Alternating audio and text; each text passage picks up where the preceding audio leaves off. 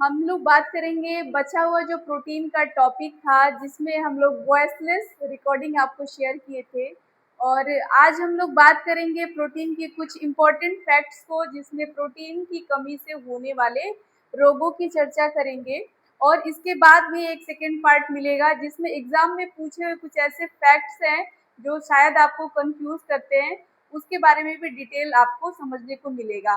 तो आइए देखते हैं कि प्रोटीन की कमी से कौन कौन से रोग होते हैं, और प्रोटीन अगर हम लेते हैं हमारी बॉडी में, उसके मेन फंक्शंस क्या होते हैं और उसके काम क्या होते हैं।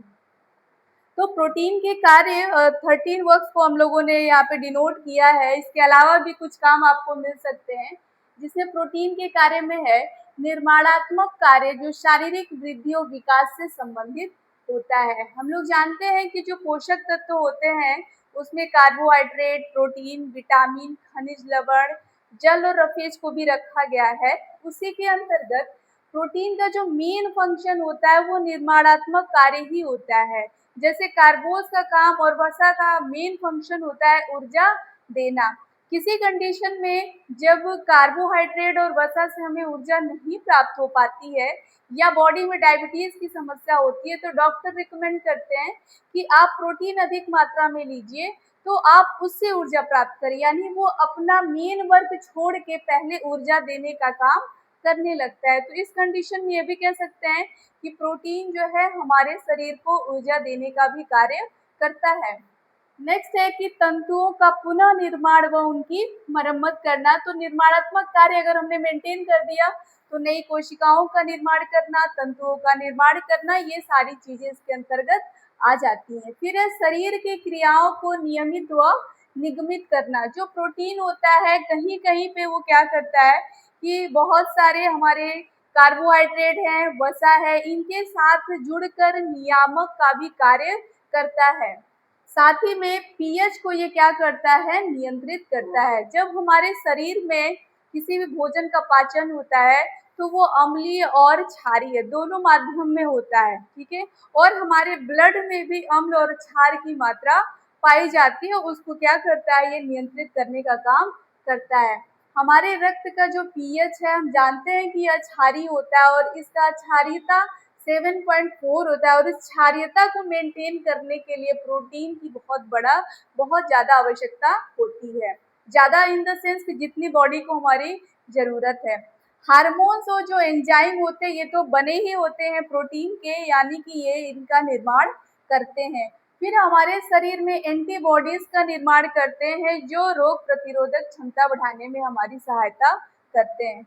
जल संतुलन को भी बनाए रखता है, मांसपेशियों के संकुचन में सहायक होता है, रक्त का थक्का जमाने में। आपने पढ़ा होगा कि विटामिन के, कैल्शियम और फाइब्रिनोजन नामक प्रोटीन ये मिलके क्या करते हैं, जब हमारे शरीर से रक्त कटता है और कहीं कोई त्वचा कटती है और रक्त बहता है, तो वहाँ पे जो जाल बनाने का काम होता है वो कैल्शियम होता है, उसमें विटामिन के होता है और फाइब्रिनोजन प्रोटीन होता है। और ये सब मिलकर उस अभिक्रिया में भाग लेते हैं, इसीलिए इसके फंक्शन में आ जाता है कि रक्त का थक्का भी जमाता है।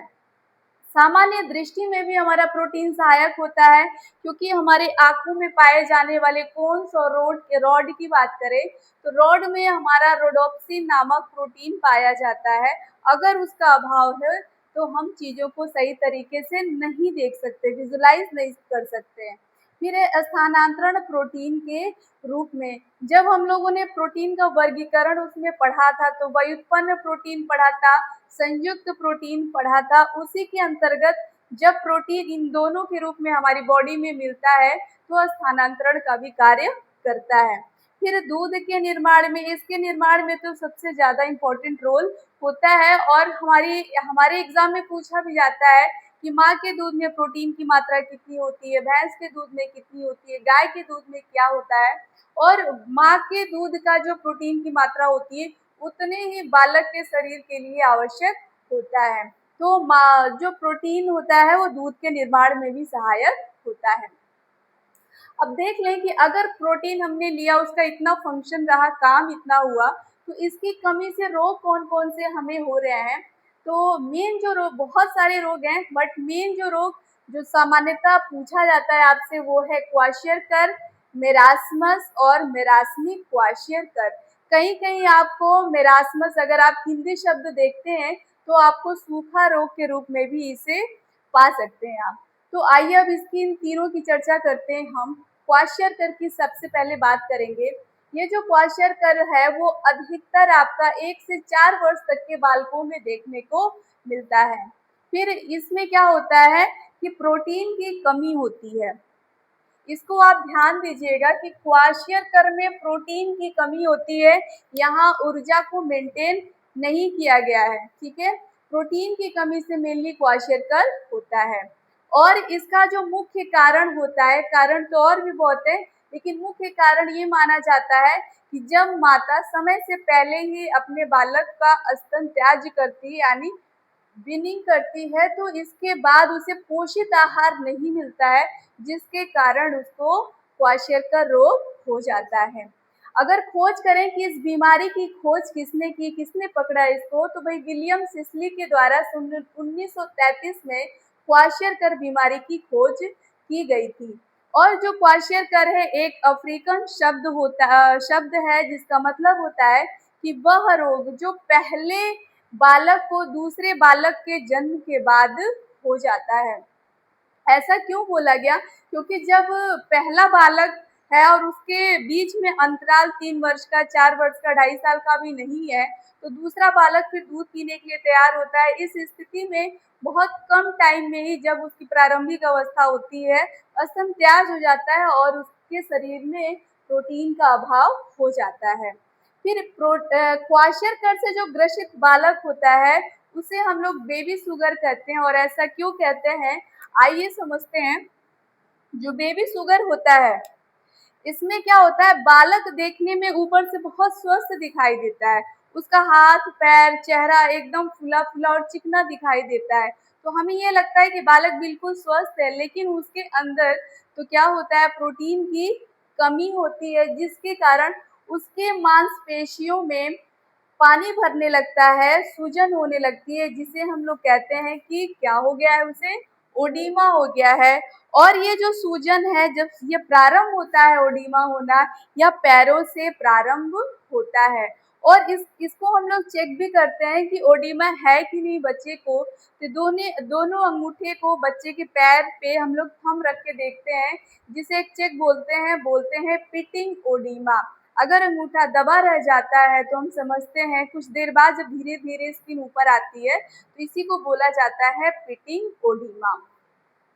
फिर आप देखिए कि इसमें क्या होता है, बालक की जो वृद्धि है वह रुक जाती है और वजन भी धीरे धीरे कम होने लगता है। तो यहाँ वृद्धि में रुकावट ये बड़ी बात नहीं है, क्योंकि प्रोटीन के कारण ही बालक की लंबाई और चौड़ाई में वृद्धि होती है उम्र के अनुसार।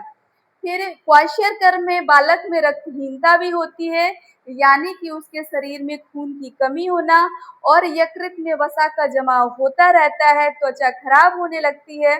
और सबसे इम्पोर्टेंट जो पूछा जाता है क्वाशियरकर में, बालक का जो फेस होता है वह चंद्रमा की तरह फूला फूला सा दिखाई देता है। इसीलिए बोला जाता है कि क्वाशियरकर रोग में बालक का जो चेहरा होता है वो मून फेस के रूप में दिखाई देता है। ठीक है, और यहाँ पे मैंने चिलोसिस भी मेंटेन किया है। चिलोसिस का मतलब हम लोग जानते हैं कि कटे फटे ओठ से संबंधित है, और इसमें भी क्वाशियरकर में भी बालक के जो ओठ हैं वो चारों ओर से कटने फटने लगते हैं, उसे किनारे कटने लगते हैं।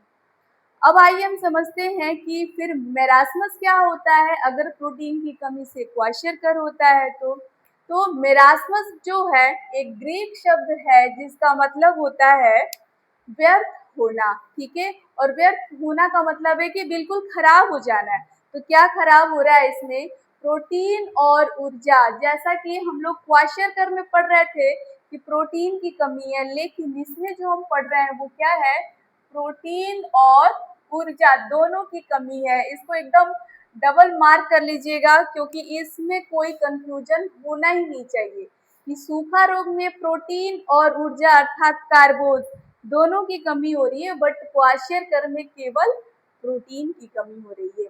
और यहाँ देखिए, सूखा रोग जो है आपको 6 से 18 माह के शिशुओं में अधिकतर पाया जाता है। कहीं कहीं या अन्य किताबों में आपको यह चीज 1 वर्ष भी लिखा मिल सकता है। और सूखा रोग है, हमने कहा प्रोटीन और ऊर्जा दोनों की कमी है। तो जब बालक पीईएम से ग्रसित होता है, पीईएम का मतलब होता है प्रोटीन एनर्जी माल न्यूट्रिशन, ठीक है, इससे ग्रसित जब बालक होता है तो उसे यह रोग अवश्य रूप से हो जाता है। फिर मुख्य कारण क्या है, तो जैसा कारण इसमें हमने पढ़ा था सेम वही है कि वीनिंग की जो अवस्था होती है, स्तनत्याज्य की जो अवस्था होती है, उसके बाद अगर बच्चे को पोषण युक्त आहार नहीं दिया जाता है तो भी बालक को सूखा रोग यानी मैरास्मस हो जाता है। इसमें भी वजन कम होता है, लंबाई नहीं बढ़ती है बच्चे की, और त्वचा के नीचे व यकृत पर वसा का जमाव नहीं होता है। देखिए मैंने यहाँ बताया था कि इसमें वसा का जमाव हो रहा है क्वाशरकर में, बट आपका सूखा रोग या मैरास्मस है, इसमें वसा का जमाव नहीं हो रहा है, ठीक है। और जैसा कि इसमें ये जो हमारा फेस है वो फूल जाता है, बट जो मैरास्मस होता है इसमें क्या निकल जाता है, पेट बच्चे का बाहर निकल जाता है। इसमें मांसपेशियों का अधिक से अधिक क्षय होने लगता है और इसमें बालक की उम्र जो है वो अधिक दिखाई देने लगती है। क्यों? क्योंकि उसकी त्वचा पे झुर्रियां पड़ने लगती हैं। मंकी फेस अभी इसमें नहीं करेंगे हम, ठीक है। अभी जो मेन है हमारा इसमें पेट इसका बाहर निकलना और इसमें है हमारा मून फेस का होना, ठीक है। चलिए ये सब अभी हमने करा और इसके बाद हम देखते हैं, इसके बाद भी एक रोग होता है जिसे हम लोग बोलते हैं मेरास्मिक क्वाशियरकर, यानी कि मेरास्मस और क्वाशियरकर दोनों रोग जब एक साथ हमें देखने को मिल जाते हैं तो हम ये कहते हैं कि मेरास्मिक क्वाशियरकर बालक को हो गया है। और इस अवस्था में क्या होता है कि बालक के आधे शरीर पे क्वाशियरकर आपको दिखाई देगा, यानी फुला फुला सा दिखाई देगा, और उसका जो आधा शरीर होगा वो सूखा और बेजान दिखाई देगा। तो आप ये कंफ्यूज हो जाते हैं कि बच्चे को मेरास्मस है कि क्वाशियरकर है। तो इस दोनों की जो कंडीशन होती है, इसी अवस्था को बोला जाता है मेरास्मिक क्वाशियरकर, और ये बहुत ही भयावह स्थिति होती है। इसमें बालक का बचना बहुत ज़्यादा मुश्किल होता है। और यह सबसे अधिक क्यों होता है, यह पीईएम यानी गरीबी के कारण जब बालक को प्रोटीन की, ऊर्जा की, दोनों की कमी होने लगती है तो सामान्यतः उन बच्चों को मेरास्मिक क्वाशियरकर हो जाता है।